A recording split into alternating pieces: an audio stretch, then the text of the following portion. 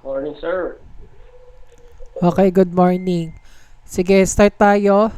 Check, prepare ko lang yung PowerPoint. Yung iba, nandito ba? Hello? Magsalita naman kayo. Open nyo yung mic nyo. I- Morning, sir. Okay. Morning. So now, dahil medyo palapit na tayo na palapit doon sa katotohanan ng course nyo ng CSS, let's more discuss about this part, which is the installing configuring computer system. Kasi ito yung kailangan yung maintindihan, at the same time kailangan yung malaman din. Ah, kasi 'di ba nakaraan we going to be discuss the safety occupation, performing computer operation, paano tayo mag-flow charting. Ngayon ano na tayo, more on application na tayo, which is excuse me, pag-i-install ng computer, not just the installation ng yung mga drivers, ng mga software, but the same time, paano ba tayo mag-build ng PC? Kasi mag-assemble din tayo. So, since online class lang tayo, yun lang yung pinaka-limitation natin na virtually na by video ko maipe-present paano ba to paano ba mag-assemble ng computer, paano ba tayo mag-install ng operating system, at paano tayo mag-install ng software or yung mga drivers natin. Okay? Let's start na tayo. So, yung first objective natin is number one, to know the computer parts and peripherals. Last time, di ba, na-discuss na natin sa computer operations natin yung mga computer parts, di ba, yung mga basic input, output devices, yung mga basic input, output na magkasama, yung ano ba yung mga purposes niya. So, na-discuss natin keyboard, yung mouse, monitor, system unit. So, kung nare-recall niyo yon sa mga past lecture natin, pwede niyo panoorin yon. Magigets niyo na kung paano siya ginagamit. Of course, the system specification, we discusses applying quality standards, ano ba yung kailangan na factors when it comes to buying a device or having a device. Specification, ano ba yung target requirement mo, 'di ba? Enable to have a personal computer or have a system unit, o paano mag-upgrade. Okay? How we able to assemble computer, mamaya meron tayong video dyan. Basic input and output devices will be discussed last past lecture, and later on we'll be discussing the BIOS, CMOS, UEFI. Okay? Karamihan sa inyo may cellphone, and yung iba sa inyo ay may privilege na mayroong personal computer. Of course, yung mga may personal computer, definitely magigets nyo yung mga madidiscuss natin. Sa mga laptop, may konting similarities lang comes to software naman. Kasi pagka laptop kasi, we are not able to customize yung mga peripherals sa loob dahil naka-built-in siya, naka-OEM. Unlike sa mga PCs, we can upgrade, we can purchase new one, 'di ba? Para kumbaga alam nyo yung bawat specification nila. Okay? Let's go to the system specification. So balik lang tayo doon sa past lecture natin, pero ito on more detailed. A system specification describes the operational and performance requirements of the system such as computer. Okay? Kumbaga, sinasabi natin dito, ano ba yung target requirement? Okay? Para makapag-assemble tayo ng isang PC. Para tayo ay gumana to sa isang peripheral. For example, lumabas ang Windows 11. Mamaya i-discuss ko dito, ano ba yung specification? Meron tayong Windows 11 na lumabas this year. And para magkaroon ka ng idea and able to to install the Windows 11, definitely yung requirements na binibigay nila ay kailangan mong ma-met based doon sa specification ng computer na meron ka. Okay? O kaya naman kapag bibili ka ng laptop, of course, naghahanap ka rin ng magandang specification, pumunta ka na PC Express, pumunta ka na Silicon Valley, pumunta ka na Complink o saan mga computer shops sa malapit sa inyo, 'di ba? Tumitingin ka, una tinitingnan mo yung physical appearance ng isang ng computer o ng PC, laptop, 'di ba? And then yung tinitingnan mo yung label, 'di ba? Tinitingnan mo yung model, tinitingnan mo yung specs, 'di ba? May RAM niya, ROM, operating system, MS Office ba 'yan? Ano ba yung performance niya? Ilang generation na ba? Yung mga ganon. Okay? That's a requirement. Pero pag basicin na lang natin para mas maintindihan yung cellphone. Cellphone, 'di ba, ang sa pangyayari ngayon because of technology, marami ang gumagamit ng cellphone. Maraming gumagamit ng cellphone at lahat ng mga yung mga nagiging parang personal computers na kasi lumalabas ang tablet. Kumbaga ito yung magiging kapalit ng mga laptop sooner or later on kasi it talks about the comfortability o yung yung kumbaga yung tinatawag dito yung kumbaga mahahawakan mo na lang sa kamay mo. Kumbaga portability, madadala mo siya kahit saan. Kumbaga para mas maliit pero yung power o yung ginagawa na nito ay kaya naman pala ng isang tablet or kaya naman ng isang cellphone. Kung mapapansin niyo yung mga cellphone, tumataas na rin yung may RAM din, may ROM, 'di ba? Yung mga yan mataas na merong 8 gig, tapos meron pang 256, 512, 'di ba? Makaka-relate kayo sa mga Samsung S series, S20, S10, yung mga iPhone 12, iPhone 13, mga ganon. So that's system specification. Okay? Kumbaga we define the operational guidelines, kumbaga requirement. Parang sa school 'yan, 'di ba? Sa school, ano ba ginagawa sa school? Ano ba requirement para makapag-enroll, 'di ba? Papasa mo yung ganito, ganyan. So ganon din sa sa ating sa computer. So we have these requirements that will able to perform properly. Okay? Next, when we purchase software or a computer, system specification must be outlined during the evaluation process and agreed upon during the payment process. The specification may determine the security access. Many organizations offer templates, resources to help facilitate the adherence of the system specification. In some cases, system specification can be quite specific and difficult to follow these guidelines. So, doon tayo sa part na bibili ka pa lang. Of course, ano ba sa specification mo? Okay, nilista mo lahat ng gusto mo. Gusto mo i5 10th gen or bago 11th gen.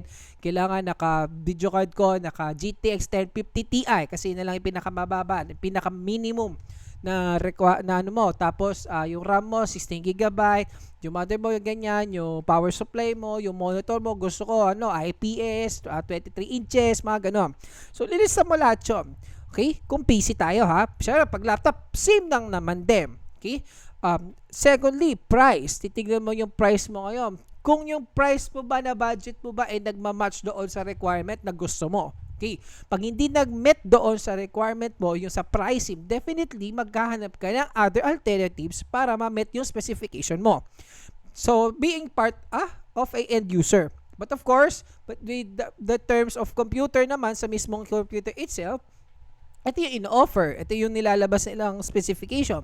Kasi yung models, yung brands, yung batawag dito, yung saan siya pwede kasi yung connectivity sa motherboard, kung compatibility, round clock ba yan, may DDR4 na ba yan, DDR5 na yan, yung wattage ba ng power supply, mataas na ba yan, mag-match ba dun sa kailangan mo, yung processor ba is anong generation yan, kasi every generation there is a feature na silang ino-orient dyan, parang cellphone lang yan, di ba? Pag example, lumabas si Redmi Note 9, tapos lumabas si Redmi Note 10, anong pagkakaiba nila? So may konting difference kasi nag-generate, nag-evolve, okay? So yung mapapansin natin sa system specification. Okay? Okay. Let's go to the Windows 10. So pag Windows 10, actually Windows 10 is still existing. It was 2015 and up to this time, pero hindi pa naman nag-e-end yung maintenance ng Windows 10. So, nabanggit naman natin last time, Windows XP, Windows 7, so wala na siyang support when it comes to security, when it comes to pag-update ng operating system. Dahil, syempre, sabi ko nga, nag-e-evolve by time itong mga operating system natin. Di ba, parang Android lang yan. Ang Android natin, meron ng, if I'm not mistaken, Android 11 na. Diba? Pero wala nang tawag na yung mga desert needs, pero Android 11 Sa hindi ako sa nagkakamali, di ba? Sa iOS 13 na sila, iOS 13. So ganun din. So operating system, it elevate. Syempre, yung pag nag-update, napapansin niya sa mga phone nyo, it updates the security, the functionality of the features na meron sa operating system. Sabi ko nga, ang operating system, kumbaga siya yung manager, kung saan siya yung nagmamanage lahat ng mga peripherals ng hardware and software, saka yung mga tasks na gagawin. Ngayon, yung Windows 10, ano ba ang meron sa Windows 10? Siyempre, pagka may PC ka, definitely, ang processor meron yan. Sabi ko nga, ang processor, CPU ay the brain of the computer. So, kailangan the faster the processor, the faster the movements na meron kang gagawin. So, dito, nakalagay lang naman dito is the minimum specification. Okay? Pag minimum specification, it means pwede na yon. Kumbaga, mababa siya na requirement, pero kaya niya na mapagana. Okay? Definitely, kapag gusto mo mas mataas doon, it's your option. Kasi, ikaw naman yan eh. It's your budget, it's your capability, it's your skills na ginagawa mo. Pero for example, kung ang purpose mo lang naman pang online class, pang online business, yung pang presentation, parang pang office lang, wala naman masyadong kieme-kieme dyan, pwede na yung ganito. So for example, 1 GHz of processor. Kung ilang cores, for example, at least 2 cores. Yung 2 cores na yan, ano ba yung isang core kasi, it generates task. Second core, generates task. Kung ilang core, mas marami performance ang magagawa. So RAM, ano ba yung RAM natin, 'di ba? Yung temporary storage, 'di ba? For example, nag-Google Chrome tayo. Ginagawa natin 'to lahat ng mga application. So nagso-save tayo ng temporary ng mga activity natin, 'di ba? Kaya pagka nag-ano tayo, Google Chrome, nag-application tayo, smooth. Pero syempre, pagka tumaas yan, naglalag yung computer natin. So, try nyo sandaang Google Chrome na tab, no? So, dyan nyo mapapansin yung RAM, okay? Yung syempre, yung multitasking sa mga applications natin. Okay. Next naman natin, hard drive. So, hard drive, okay? Whether SSD man yan or whether hard disk drive man yan. Of course, at least 16 GB. Kasi syempre, ang operating system, ang kinakain niyan usually 8 gig, 10 gig or more. Kasi syempre lahat ng mga kumbaga peripherals ng isang operating system ay nakalagay po lahat, okay? Of course, 32 gig usually yan, 32 gig or 32 gig for 64-bit OS. So ano ba tong 32 64-bit? It is an architecture of the processor, no? It's the speed, no, na kayang mag-perform ng isang application. Definitely, mas maganda is 64-bit kasi most of the application ng architecture niya is 64-bit. Okay? Graphics card, DirectX 9 or later, whatever, kung anumang model ng GPU card nyo, okay? Walang problema. So, prerequisite na lang tong display na to kasi sa graphics card. Pero kahit walang graphics card, kaya naman ni motherboard. No, kasi may processor. Usually, nabanggit na rin natin last time si AMD sa kasi Intel. So, we continue difference. Si AMD kasi, when it comes to processor, kaya na rin ng graphic performance kahit Ryzen 5 kasi napakamahal ng Ryzen 5. Tumingin ako, it's almost 20,000+ pesos. So, kahit kahit basic gaming lang naman, kahit basic yung pag-editing mo, hindi naman siya yung hardcore tulad magti-3D, mag-animation, magsi-CGI ka, kaya na siya. No? Pero syempre, kung meron kang gusto mo multiple monitors ka, ginagamit mo kung saan, talagang pang multimedia, pang studio, pwede ka maglagay ng graphics card para at least ma-maximize mo, para maging smooth yung screen display mo, no? Saka yung paglalaro mo, pag-edit mo, and so on. Okay? Of course, internet connection, nandyan na yan. So, ganoon naman din sa Windows 11. So, kung may mga PC dito, may PC dito, so yung latest update natin sa OS natin, sa Windows 10, so naka-install na yung PC Health Check. So, pwede nyo makita doon kung kaya ba yan mag-upgrade sa Windows 11. So, sabi ko nga, mag-Windows, kasi in-introduce na yung Windows 11, so nandun na tayo sa Windows 11. For example, my laptop is Windows 11 already. So, nag-upgrade na ako sa Windows 11 dahil nag-met naman yung requirements ko doon yung Windows 10 pa to.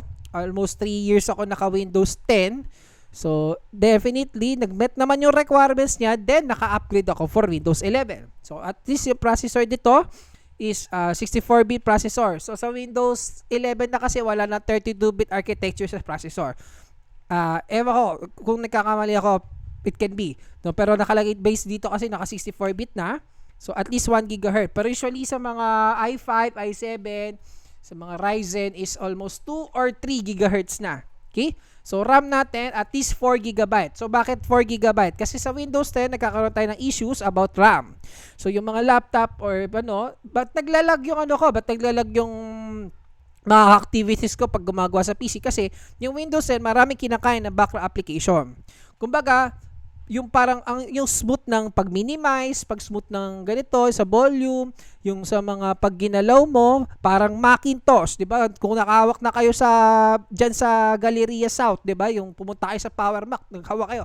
Doon nakita mo ganda ng parang smooth ng transition, yung background application. So ganoon din sa Windows 10. So, nagkakaroon kasi naglalag na siya. So, nagbukas ka pa ng application. Definitely, kailangan mo magtaas ng RAM. So, ako, personally, hindi na dapat 4 gig. Pero ito ay minimum. So, kailangan syempre 4 gig pataas. So, yung mga iba kasi binibenta na 8 gig, 16 gig. Depende sa motherboard to ha. Sa motherboard. Kasi DDR4, DDR5. Kumbaga, ilan ba yung slot ng RAM mo? Kung dalawa lang, kung ano lang, syempre, dalawa lang pwede mo maipasok. Pero pag 4 yung slot ng RAM sa motherboard, so kaya mo makapasok ng 4, okay? So at least 64 gig, 'di ba? 32 gig na RAM, depende na 'yun sa iyo, okay? Next natin, storage 64 gig or higher. No, usually wala na masyadong yung masyadong mababa, pero kailangan sa SSD 128 na 'yung pinakamababa. Kahit pwede kang bumili ng isang SSD at isang hard disk. So sabi ko nga, yung storage natin, therefore, either of the two, pwedeng naka M.2 yan. Yung M.2 yung parang sinasaksak lang sa PCI, pero may slot na yun sa motherboard na pang SSD, or pwede kayong SATA na traditional na SATA, which is yung 2.5, di ba? 128, 256, 480, saka 1 terabyte. Okay? But of course, dahil SSD, may kamahalang SSD, usually ang recommended sa pag-operating system sa drive C kasi kailangan naka-SSD na para pagbukas mo ng PC mo, ang mangyayari dyan, very smooth na lang, it takes seconds. Kasi in our experience, pagka HHD, yung hard disk pa kasi, di ba, yung speed niya, pag nagbukas ka ng Windows 10, it takes 10, 15, 20 minutes bago magawa. Kasi naglo-load lahat at mabagal yung processing. So, recommend talaga naka-SSD na kahit 128, 256. Tapos, kung gusto mo syempre, kung ikaw makain ka sa storage, pwede ka bumili ng another storage device, whether SSD or hard disk. Pwede naman hard disk doon na 1 terabyte kasi mura lang naman yung 1 terabyte na hard disk. Almost 2.5, baka ganun. Na SATA pa din. Okay, para at least, kumbaga, na lahat ng mga files na doon, and then yung operating system lang nasa SSD. Okay, para madali kayong mag-format and madali kayong mag-ayos ng settings nyo. Okay, so TPM, graphics card, display, no? Yung display na yan, no? Of course, ang pinaka-recommended na is 4:3, which is yung 1280 by 720. So, if you are familiar with the screen resolution, so ngayon kasi may 4K, may 8K, pero usually, sa mga monitor yon, may mga 4K, usually mga gaming, may mga 4K, pero usually 2K lahat ng mga display natin sa monitor. Okay? Ang monitor natin ngayon, it takes 6,000-7,000. Ganun na siya pataas. Okay? So, that's the requirement. So, pwede nyo check yan sa PCL check up or check nyo din yung sa may PC niyo kung kaya nyo siya ma-met doon sa Windows 11. Now, I'll give you a video pero ihimayin natin to pero papanoorin muna natin yung video how to assemble the computer. No? Kasi, para mas maintindihan niyo paano siya ginagawa. So, ito lang magagawa natin ngayon dahil syempre kung face-to-face to, magagawa natin siya and mahahawak niyo siya. So, panoorin natin tong paano mag-assemble ng system unit.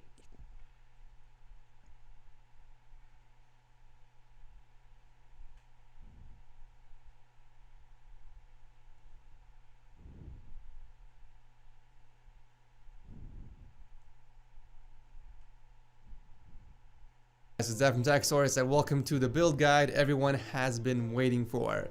If you've never built a PC in your life because you don't know how, or maybe you're just scared you might damage something, Well, I'm here to tell you that it's going to be fine because this is a step-by-step, very detailed build guide made just for beginners. I'm also going to show you guys how to install Windows, how to download and install the drivers, and I'm even going to show you how to overclock the GPU so that way you can get more frames out of it. If you guys are using different parts than what I have in my build, then that is completely fine. You can actually use this build guide to help you build your own PC as well. The PC we are building today is the popular Blue Lotus, which is a sub $700 PC that will destroy any game you throw at it over 60 FPS, whether you're playing GTA 5, Destiny 2, or even PUBG. If you guys want to check out the benchmarks I did for this PC, I'll leave a link below along with all the parts I used. There's a few things I recommend before building a PC. Now obviously you will need all 7 parts, but aside from that, I recommend a screwdriver. The kit I'm using here is from iFixit and it offers all the necessary tools for a complete PC build. I'll drop a link below if you guys want to check it out. I also recommend 1 or 2 shot glasses or any small tray that will serve as a place to keep your screws safe because they tend to roll around on the table and get lost. Another thing you will need is a blank USB with at least 8 gigs of space, and finally, if you're not going to be using the Ethernet cable to connect to the internet, a Wi-Fi adapter is a cheap alternative of connecting to the internet wirelessly. This is the one I'm using for the video and I strongly recommend. It costs $25 but offers up to 1200 megabits per second with support for 2.4 and 5.8 gigahertz bands. If you're building on carpet, I do recommend building on a wooden desk. However, metal surfaces are fine as well, as long as it's properly grounded. You don't need to buy an anti-static mat or wristband. However, if you want to be extra cautious, you can pick one up for only $6 on Amazon. And once again, I'll drop a link to it below. I've been building PCs well over 5 years now, and I've never used one of those anti-static things, but it's better to be safe than sorry. Don't shuffle your feet on carpet. Don't pet your cat. As long as you touch a metal surface that's grounded before you handle your components, then you'll be completely fine. Also, another tip when handling the parts: if there's a plastic section or a plastic piece on it, make sure you're grabbing it from that. And also, make sure you guys aren't touching any of the circuit side with your hands. That's also one way of damaging the components.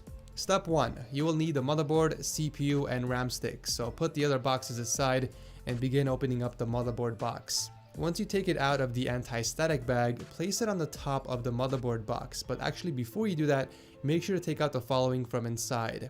You will need the I/O shield and the SATA cables, one for each storage device we are connecting. If you have only one drive, then one is all you need. Next, take out the CPU and its cooler from the box and be very careful not to touch the bottom part of the cooler because it does come pre-applied with thermal paste. If you're going to set it down on the table, set it upside down so that the thermal paste is facing upwards. Make sure you are handling the CPU from its edges. Do not touch the bottom or the surface of the processor. If you look closely at your CPU, you will find a triangle on one of the corners. You're going to have to align that triangle with a CPU socket cover. Go back to the motherboard and push down on the lever and pull it out from its side and lift it up until the cover flips open. Gently lower the CPU down into the socket while grabbing it from both sides. Again, do not touch the surface of it, and make sure that the 2 triangles are aligned and gently let it go. Do not apply any force on the CPU. It should fall right in place. You can tell if it's completely seated by checking out the 2 notches near the edges. Gently lower the cover down and lock the CPU in place. The black piece usually pops right off if you tighten the lever, but if it doesn't, make sure to pull it out before you continue. Now it's time to install the cooler. If you're using a different cooler, just make sure to follow the instructions on the manual. It's very easy to install. However, if you're using the stock cooler like me in the video, then all you have to do is align the 4 pins from the heatsink to the 4 holes on the motherboard. But before you install it, you have to make sure the cable is long enough to reach the fan header on the motherboard. In my case, it was like a few centimeters too short if I were to install it right side up. So unfortunately, I had to rotate the cooler about 45 degrees to get that extra cable slack. Gently lower the cooler on top of the CPU while making sure all the 4 pins aligned with the 4 holes on the motherboard, and then you can go ahead and let go of the cooler and press down on the legs one at a time. Make sure you are locking the pins diagonally. Tug on the cooler a little bit to make sure it's fully secured. Once all the 4 pins are locked in the board, it's time to hook up the cooler fan. So grab the 4-pin cable from the heatsink and connect it to the CPU fan header on the motherboard, which should be right next to the RAM sticks above the cooler. Now it's time to install the RAM sticks. If you guys look on the motherboard, you will see a label showing you what RAM slots to occupy first. If there are So, iyon. So, bitinin ko muna kayo doon. Kasi 'di ba, kanina na-discuss 'di ba yung sa CPU natin, which is yung CPU na assemble ng CPU natin, 'di ba? Nakita nyo kanina, balik tayo doon. Ayan. Okay. So, 'di ba sinabi doon na wag hahawakan nyo sa cooler. So, ito yung processor natin. To make sure na itong processor na to pag kinabit natin sa ating sa motherboard hindi natin hawakan yung mga notches, yung mga chip doon. So, usually sa sideways tayo mahawak. And then, for example, ito ay i3 na actually parang 8th gen to or 7th gen or 9th gen, hindi lang mabasa doon. Usually, lahat ng mga i3 and i5, i7 natin, may mga libre po yung mga fan. Pero usually, kung bibili ka ng i9, wala po yung fan. Kasi yung i9 kasi mahal yon, almost 30, 40, 50,000 in peso. No? Usually, bibili ka pa ng fan na yon na may brand na Cooler Master para lang. Pero, kung gusto mo, ayaw mo naman ng libreng fan na to na galing sa Intel or dun sa manufacturer, meron naman na bibili ng mga cooler for the system unit. Okay? So, nakita natin, ano ba yung thermal paste na sinasabi doon? So, hindi siya parang toothpaste ha. Parang ganun din siya. Kumbaga, nilalagay siya sa system unit. Kumbaga, nakakatulong to kasi yung system unit natin, pag napagana mo yan, sobrang init niyan. Okay? Kasi syempre, sabi ko nga, dahil 4 cores, 8 cores, o ilan man cores yun. So, mabilis yung, yung rotation niya, yung speed niya kasi per second. Definitely, mag-iinit siya. So, kung i-imagine natin, para siyang, alam mo yun, parang ka nagpakulo ng mainit na tubig sa kanang itlog, di ba? Usually, ganun yung init niya. So, definitely, meron siyang fan. And may thermal cooler para makatulong siya doon para maibsan yung heat. Usually, yung mga gamers, yung mga professional gamer, yung mga high-end na there are coolers and there are thermal pa, yung mga hydro technology na lang para at least yung heat na monitor nila yung temperature ng processor at the same time the computer itself. Pero tuloy tayo sa video. down on the legs one at So makita natin dito, pinasok niya yan. Pagka naglagay na kayo ng fan dyan sa system unit, yung CPU natin, yung patinatawag niya, yung cooler niya, so by diagonal, so one at a time. Okay? a time.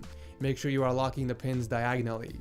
Tug on the cooler a little bit to make sure it's fully secured. Once all the 4 pins are locked in the board, it's time to hook up the cooler fan, so grab the 4-pin cable from the heatsink and connect it to the CPU fan header on the motherboard, which should be right next to the RAM sticks above the cooler. Now it's time to install the RAM sticks. If you guys look on the motherboard, you will see a label showing you what RAM slots to occupy first. If there are 2 sticks, you have to install them on A2 and B2 before you occupy the others. If you're installing only 1, then you have to put it in slot A2 only. Grab the RAM stick one at a time and make sure the gap on the bottom of the RAM stick aligns with the notch on the RAM slot. As you guys Okay, stop tayo doon. So, napansin nyo sa motherboard na to, so ito ay depende sa mga motherboard natin ha. Bali, ito ay 4. So, meron kasing 2, merong 4. And then, lahat kasi ng mga motherboard natin ngayon, usually, ang nuts na natin, tawag natin to kanina, kung mapapansin nyo, yung ngipin na yan, usually DDR4 saka DDR5. So, yun na yung generation ng RAM natin. Yung mga RAM kasi sa mga PC, medyo may hindi naman siya kamahalan. Medyo mura siya. Saka syempre, depende na lang. Gusto mo may umiilaw. Yun yung mga bago kasi ngayon sa mga RAM. Yung RAM nila may mga umiilaw, may RGB. Pagka binuksan mo, makikita may ilaw. Pero may iba naman na ordinary na RAM lang. Okay? Definitely, DDR4, DDR5. Depende rin yan sa presyo. May 8GB, may 4GB, may 16GB. Okay? bottom of the RAM stick aligns with the notch on the RAM slot. As you guys can see in the video, it's facing the incorrect way, so I had to flip it the opposite way. Gently lower the RAM stick down evenly and push down from the center until it snaps in place. Feel free to use both of your hands to do this. If you pay attention, both of the clips on the sides should lock in place if done right. Take off both side panels from the PC by removing all 4 of the thumb screws. Afterwards, I put the screws in one of the shot glasses so that they don't get lost. Every case comes with either a box or a bag of screws needed to install the hardware, so take the bag or box out of the case and set it aside for now. Next, it's time to install the IO shield, so tear that out of the plastic and make sure you're holding it so that the 6 circles are on the bottom and slide it in the back of the case from the inside. If you can get the IO shield installed, then you can pretty much build a PC. This is literally the hardest part of building any rig. Make sure you're applying pressure on all 4 corners evenly until it snaps in place. Whatever you do, do not apply pressure in the center, otherwise it will bend and most likely crack. Use the corners instead. Next up, we need to install the standoffs, but this case actually comes with 6 of them already pre-installed. However, we do need to install the other 3 on the right side since we are using an ATX motherboard. You can find the standoff screws inside the bag that you removed from the case earlier. The best way to figure out which standoff screws you will need to install is by just placing the motherboard in the case and figuring out where the holes align. As you guys can see, the top 3 are missing standoff screws, so I went ahead and installed them right after. You're gonna need this type of screw to secure the motherboard in.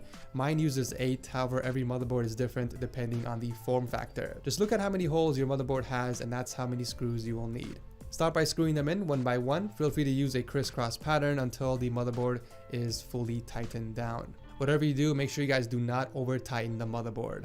We might as well connect the rear fan to the motherboard right now and get it out of the way. So grab the 3-pin cable coming from the rear fan and connect it to the system fan header on the motherboard, which should be right next to the side of the RAM sticks. Let's hook up the power supply now. So with the fan facing down, slide the power supply towards the back of the case and make sure the 4 screw holes align with the cutouts on the case before you start screwing them in. You will need 4 of these screws, which you can find either in the bag that came with the case or in the tiny bag that comes with the power supply.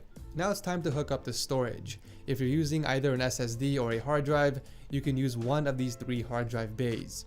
You'll need to match the screw holes on the hard drive with the 2 knobs on the tray. With the back end of the hard drive facing towards the end, lower one side of the drive in and slide the other side in by stretching the tray a little bit.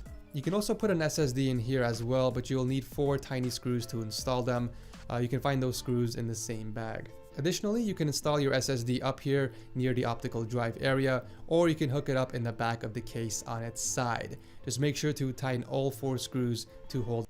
Okay, so napapansin nyo, dalawa yung nilagay dyan. So, will be differentiate. Ito yung una, ang tawag dyan hard disk drives. Okay, yan yung karamihan na ginagamit natin at karamihan at karaniwan na ginagamit natin.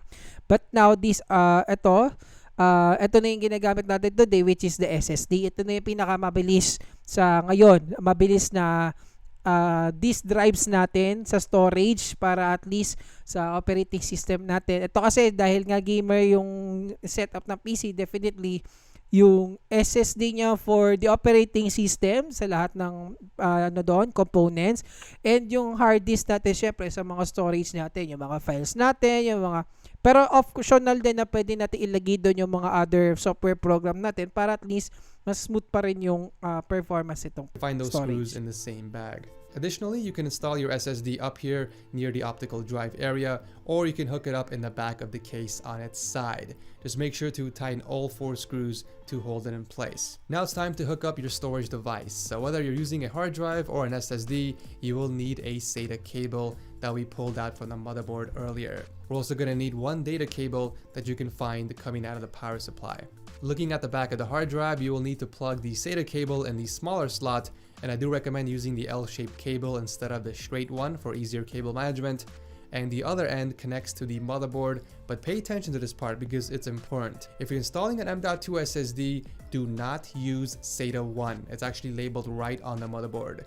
Instead, you can use SATA 2 or any of the other SATA ports right below that, like I've done in this video. The data cable connects right next to the SATA cable.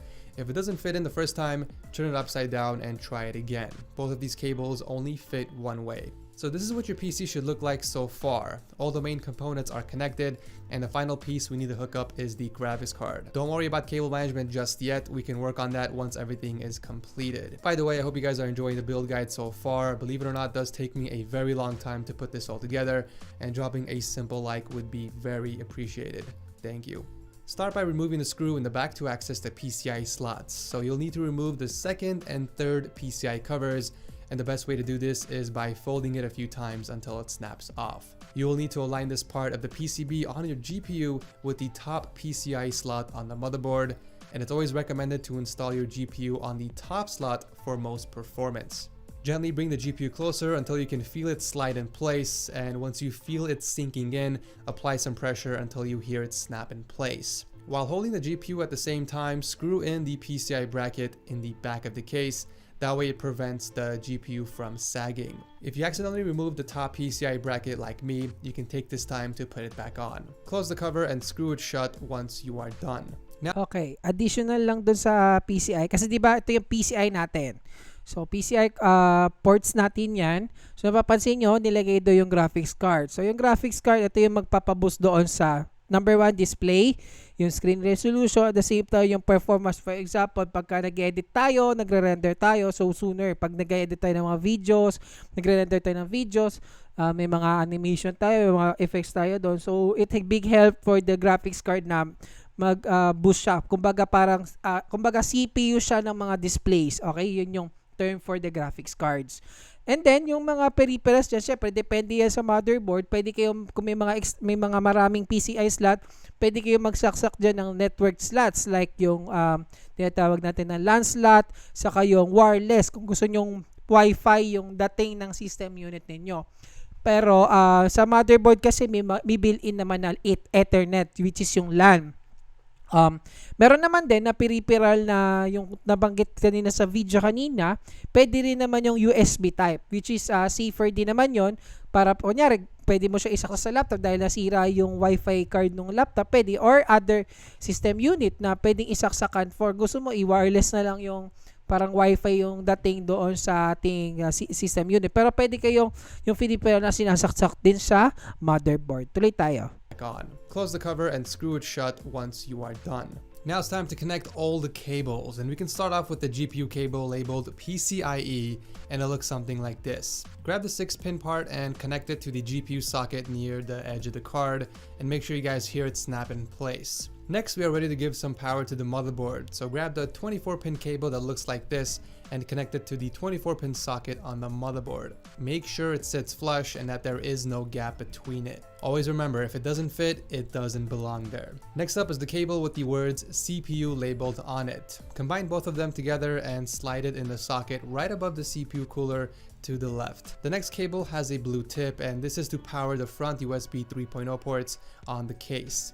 If you don't have any USB 3 ports in the front, then you don't have this cable. So this one connects right under the 24 pin we just connected. Just make sure that the notch is facing the correct direction before inserting it in, because if it's incorrect, you can damage the pins. Also make sure you are inserting it at a straight angle. If it's slightly bent, you can also damage the pins that way. The audio cable is used to power the front audio port so that you can connect your headset or microphone, and it's labeled HD audio. This one connects to the far left side of the motherboard on the bottom, and the pins on the motherboard are labeled J Audio 1 in case you are having problems finding it. With the words on the cable facing up, insert the connector gently. You might need to apply some pressure for it to go all the way in. The USB connector is to power the other two USB ports, and this one can go in either of the USB headers on the motherboard labeled JUSB 2 or JUSB 1. You can find both of them on the bottom side of the motherboard towards the middle. Now it's time to hook up the two fans in the front of the case. Grab both of the Molex connectors coming out of each fan, and you're going to connect it to the Molex connector coming out of the PSU.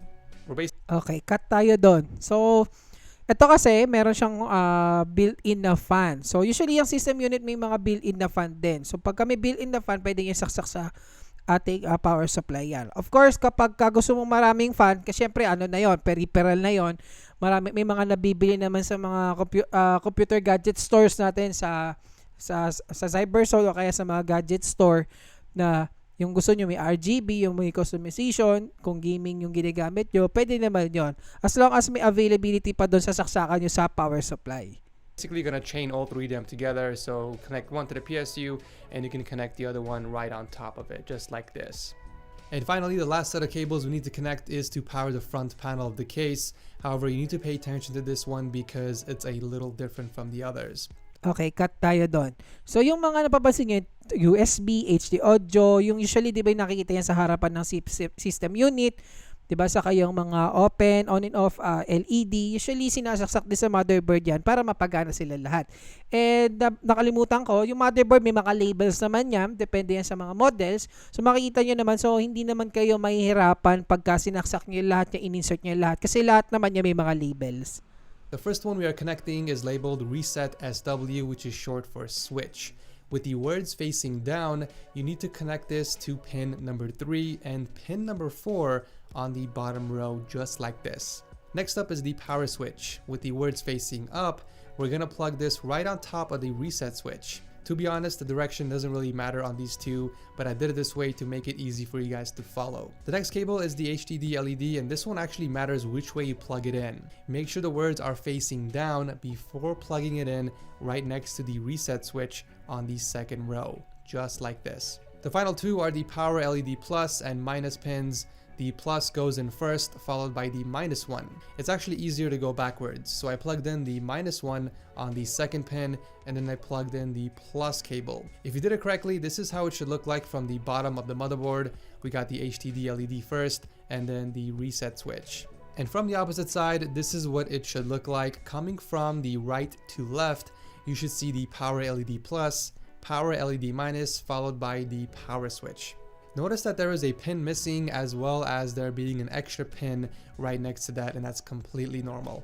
You're officially done plugging everything in. Take this time to work on the cable management now that you know where everything connects to. Here's a quick tip with the CPU cable. I was actually barely able to run the CPU cable from the back of the motherboard into the socket, and all I had to do was pull the motherboard towards me just a bit in order to give it enough space to squeeze it through, instead of running the entire cable across the motherboard. Obviously, you will need to remove that screw on the motherboard in order to pull it forward.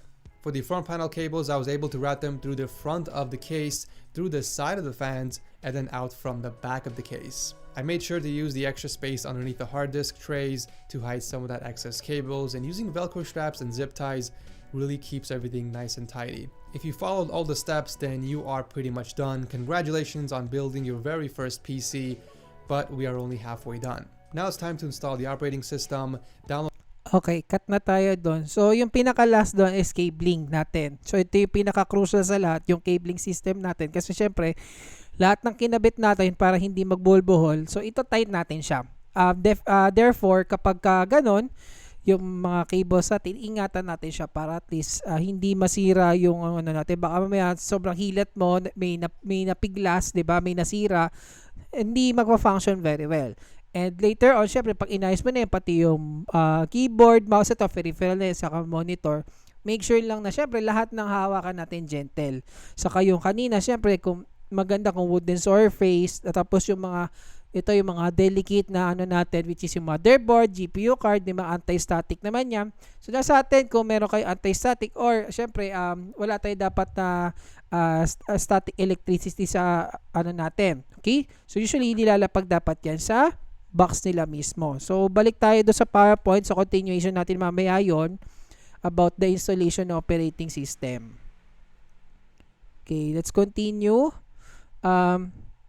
BIOS, CMOS, UEFI. So, napaka-importante ito sa computer kasi ito yung nagre-read ng ating mga peripherals bago mag-boot doon sa operating system at dumiretso na nga doon sa function natin. Okay. So, ano ba yung BIOS na naririnig natin? Okay. BIOS is basic input-output system. It is a firmware used to perform hardware initialization during the booting process or the power on startup. Kasi gano'n naman talaga, di ba? Kapag nagbubukas tayo ng isang, for example, ng isang gadget, di ba? Ginagawa niya, binuboot niya muna lahat yun. Sine-check niya kung nagpa-function ba na maigi or kung meron bang kulang, to provide runtime services for operating systems and programs. The BIOS firmware comes pre-installed in the personal computer system board, usually sa motherboard yan. It is the first software to run where powered on. Kung mapapansin nyo, pag nagbukas tayo ng PC, di ba may lumalabas ASUS? Kasi ngayon kasi, since hindi nyo na naabutan yung mga 98, ME, XP naabutan nyo pa. So, may konti relate pa. Yung mapapansin yung may lumalabas na parang black and white, whether green, yellow, na lumalabas, nakikita nyo kung okay, yung nagra-run through, chine-check niya yung BIOS, chine-check niya yung keyboard ba, may mouse ba, yung operating system ba, okay ba? So, doon lahat. Okay? So, ito ay the first software to run power on the name originate by the basic input-output system used in the CPM operating system in the 70s. Usually, 1975 pa nag-start. Kasi diba, sabi ko nga, noong una, ng mga 4th generation computer, mga 70s, 80s, that's the first time na nailabas yung mga personal computer. Usually, pang business na siya, yung mga pang corporate, no? The initializes the computer's hardware computer has been booted. Nandun yun sa kayo operating system. So, makikita nyo, ito na yung sinasabi ko kanina. XP, usually, ganito pa rin sa 7 noon. Pero, ngayon kasi iba na. Dahil yung mga motherboard natin, kasi yung BIOS kasi is from the motherboard. So, check niya yan, lahat ng mga nasa peripherals kung nag-run properly. So, nakikita nyo to, this part. Yan yung makikita nyo kapag nagbukas kayo ng computer. Before kasi, kami kasi mga panahon, di ba, ABI, yung system unit, yung maingay pa, gumagano pa yon. At makita mo, may tunog pa yan, gumagano pa yan yung system ng tunog sa system unit. Usually, kapag may problema, pero may beep, gumagano pa yan, tumutunog talaga siya. Okay? So, mamaya, malalaman nyo yun. And then, ito, pagka, for example, pupunta ka mismo sa CMOS utility, yung sa BIOS settings natin, dyan, usually, press mo lang yung F1 or delete or escape. So usually pagbukas mo kailangan pindutin mo siya agad para pumasok siya dito sa mismong setting. So ganyan yung itsura noon ng CMOS utility.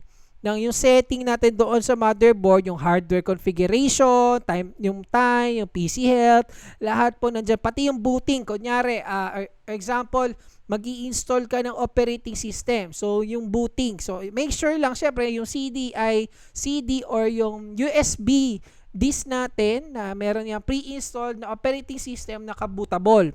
Para, pag inayos natin yan sa BIOS, i-read na yan para mag-install properly.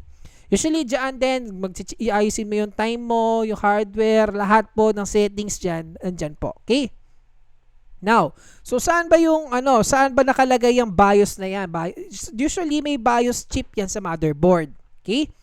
So no beeps or so there may mga may mga implications siya. For example, will generate a beep code to help the pinpoint the problem. So usually ito ay nasa manual ng motherboard kung ano yung mga beeps niya.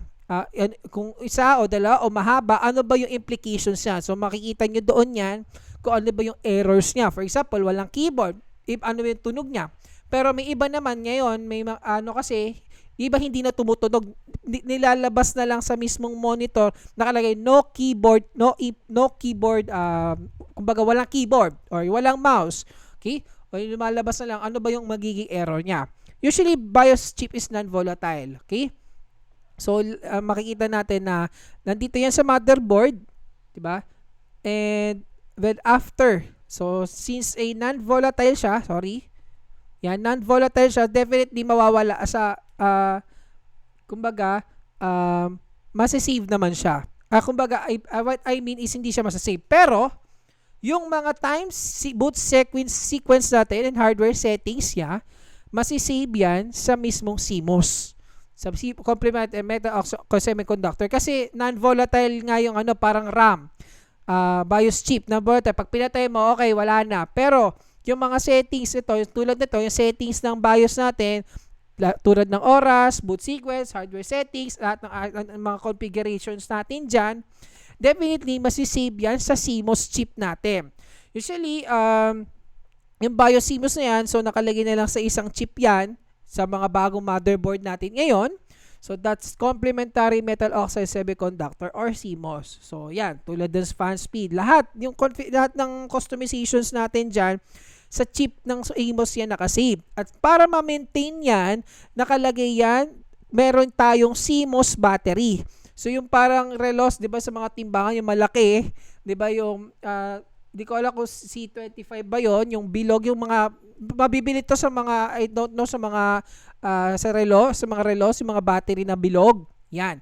Usually, diyan na may CMOS battery diyan. Kaya mapapansin nyo, pag nagbukas kayo ng PC ninyo, uy, on time, 'di ba? On time yung release mo. Pero pag napansin mo ng 12 o'clock AM na yan, pag binuksan mo yung PC mo o yung laptop mo, usually PC tayo, definitely wala nang laman yung battery mo. So definitely nag-reset na lahat ng settings mo. So every time na bubukas sara ka, reset na lahat ng settings mo. Pero pagka syempre may laman pa yung battery ng CSS mo, nakasave pa rin yung mga settings mo na kinostomize mo doon sa motherboard, sa CMOS natin. Pag nagbukas tayo, nag-start up tayo. So usually, pagka tinanggal mo, definitely mare-reset yan. So, pagka nawalan laman, palitan mo lang ng bago. Okay? Doon tayo sa UFI, Unified Extensible Firmware Interface. So, yung iba dito na may PC, naka-encounter na kayo nito. Ito ay parang makabagong version ng BIOS. Kung mamaya makikita nyo ano ba differentiate nila. So, it is publicly available specification device software interface between operating system and platform firmware. UFI replaces legacy basic input-output system. Usually, ito na yung may mouse. Okay? Hindi na kailangan, usually dito ay mas madali natin i-access yung settings. Mas graphical yung settings niya. Okay? So, UFI. So, GNIF ko para makita ninyo. So, compared doon sa una natin, compared sa BIOS, ngayon, yung UFI, di ba? You can use your mouse. You can, makikita mo dito, kompleto na siya, and makikita mo yung settings mo, lahat siya, kung gumagana ba dyan, yung CPU settings, storage, fan settings mo, lahat po yan, yung mga controls mo, so, pwede mo mai-access dyan. So, ganun din, pag nagbukas ka ng system unit mo, nagbukas ka ng laptop mo, whether escape, F1, F2 man yan, ano yung instruction doon, or delete button, papasok tayo dyan sa mismong UEFI na yan. Okay. It recognizes larger storage device. It use mouse. Diba? Mas madali. Diba? May mouse na. Hindi na keyboard yan na i-alt-tab mo. So, may mouse tayo dyan. So, may secure boots din tayo dyan. Okay. So, yun yung UEFI natin. So, you can differentiate between UEFI saka BIOS. So, lahat po ng ano natin ngayon is naka-UEFI na. Hindi na po naka-BIOS. Kumbaga, nandyan na yan. Naka-encapsulate na siya dyan. So, mas madali siyang gamitin compared sa dati. Okay? Now, so, second objective natin is operating system. We discuss the functions of operating system.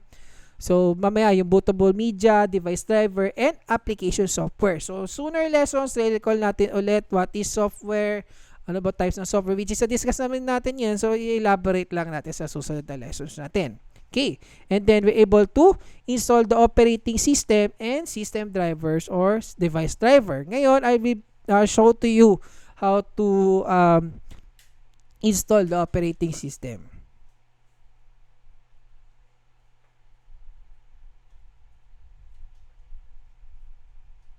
The drivers and overclock your GPU. Here are the current timestamps if you guys just want to skip to that portion of the video. First step is to find a computer, either a desktop, PC,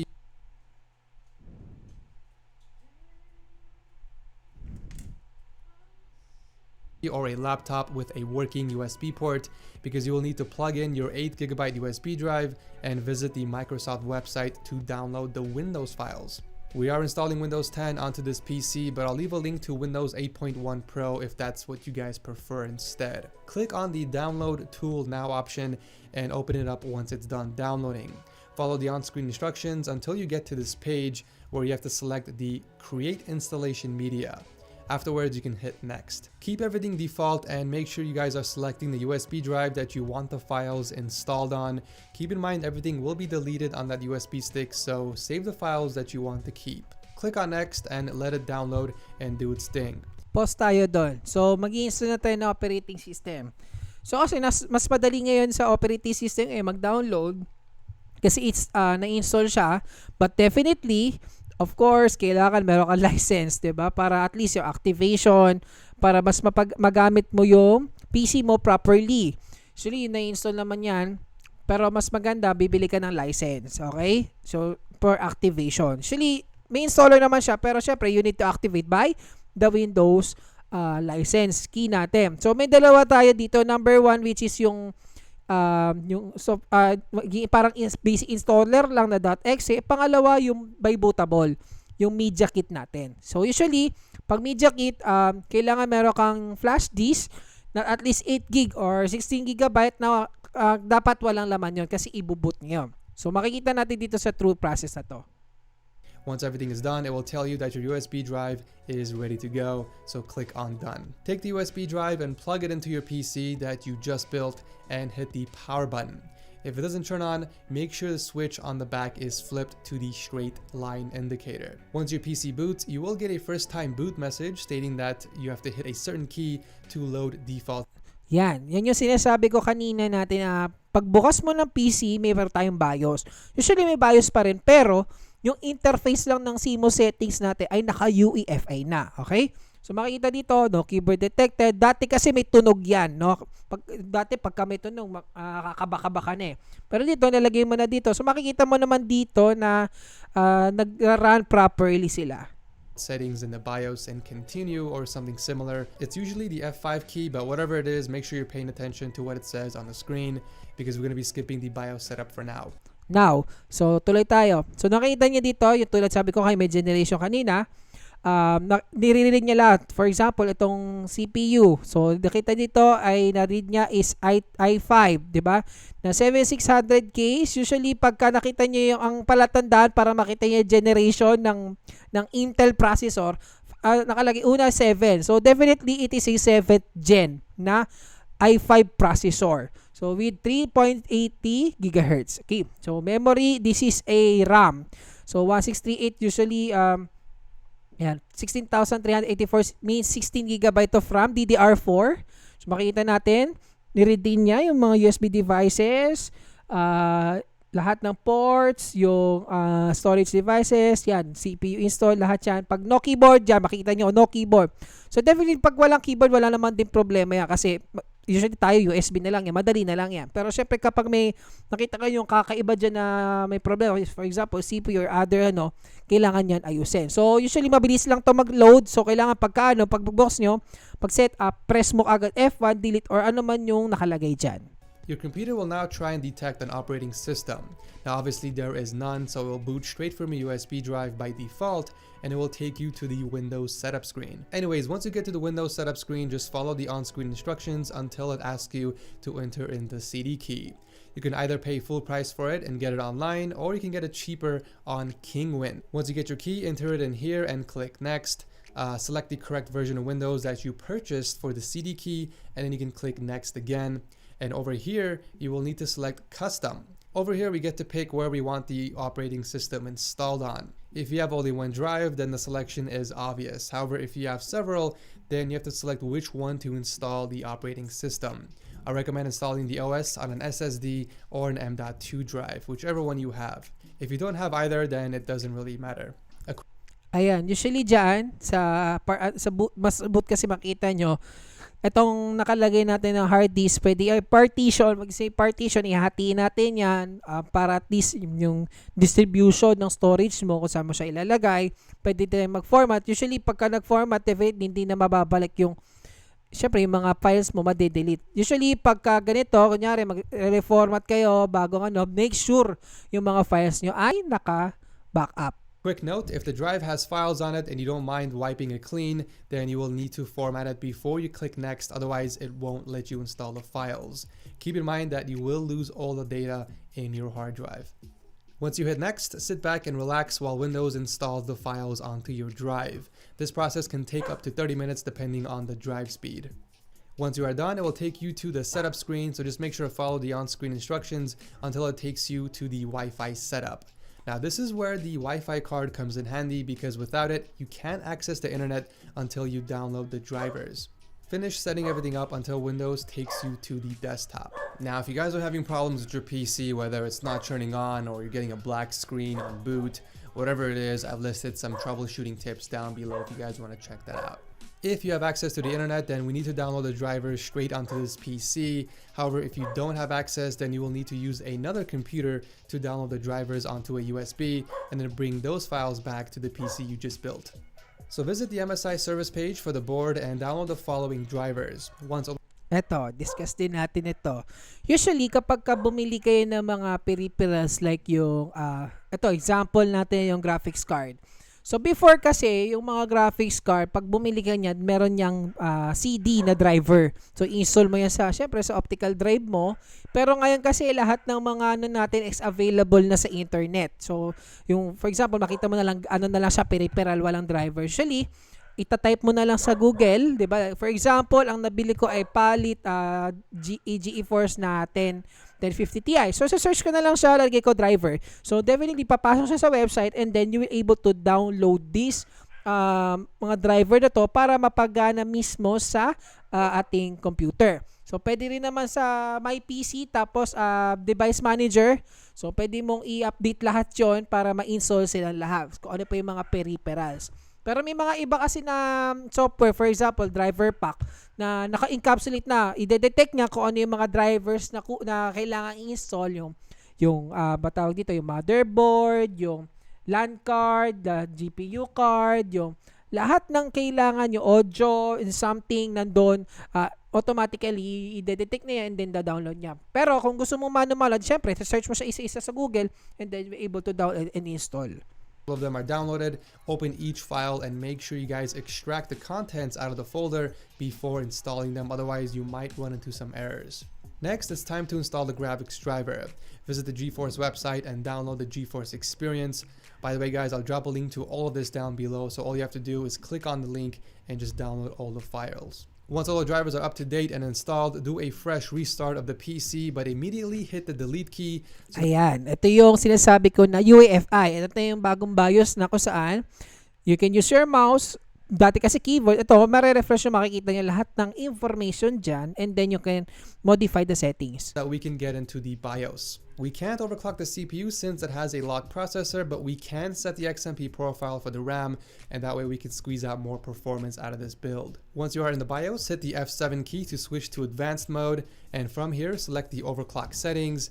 Then we can scroll down and enable extreme memory profile. And for the DRAM frequency, we're gonna set it to 3600 megahertz. Finally, we have to scroll down and set the DRAM voltage to 1.35.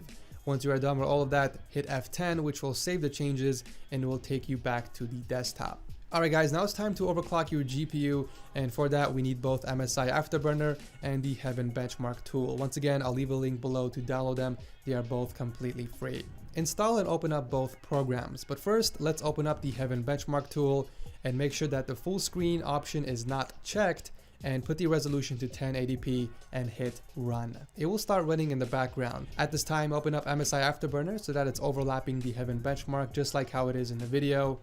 We're going to be dragging the power limit and temp limit bar all the way up to the right side so it's maxed out.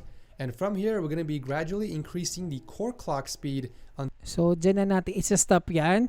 Usually, ano na yan, performance na yan ng ating computer. So, it is optional, it's customized, no, na maano natin yan. Okay, back to the PowerPoint. Usually yon na ano natin operating system. Sabi ko nga kanina, pagka nag-install tayo operating system, may two ways. So number one, bootable device, whether CD or the USB drive, USB disk, no? Make sure na walang laman yon kasi doon natin i-install natin, i-generate na yan. So dati kasi pero may ginagamit pa rin ng mga third-party software para mailagay lang yung mga files doon. Pero definitely kapag sa Windows, madali na lang siya by the installation.